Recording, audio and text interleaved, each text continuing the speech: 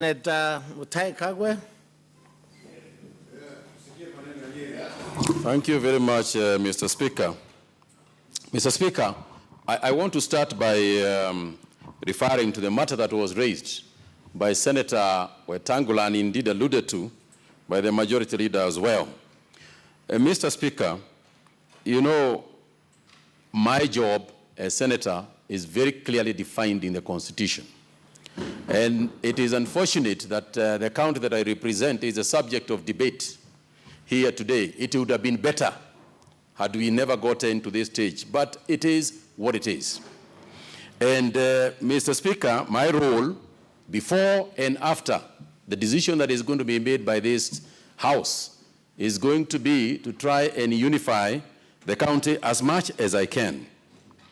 Mr. Speaker, as for individuals who may, from outside this House, want to direct me or indeed this House, Mr. Speaker, I beg that we forgive them. It is what in psychology they call a projection error, where you are sitting in a position where you imagine that in similar circumstances, you would either be trying to influence or you'd be influenced yourself. It is a position, Mr. Speaker, that does not apply to me. If it applies to them, then I would just forgive and pity. But, Mr. Speaker, the voice of reason, post this hearing, the voice of reason must reign supreme in Nyeri County. And in Nyeri County, today, the cows are still being milked. After the hearing and the decision of this House, coffee will still be picked. And other activities that people do must still continue in the manner that they have always done. And therefore, Mr. Speaker, mine is to say that I have total and complete confidence in this House. And to say, Mr. Speaker, Kenyans and Nyerians have complete and total confidence in the ability of this House to make a decision, whether they do so as a committee or whether they do so as plenary in the House.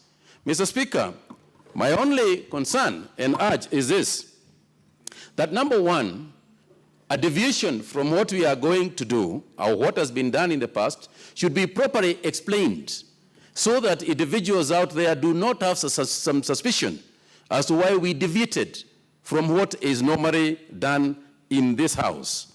That is number one. Number two is, Mr. Speaker, in interrogating the individuals who are going to come before the plenary or the committee, we must ensure that it doesn't look like we are lynching anybody in view of the many numbers that will be carrying out the investigations.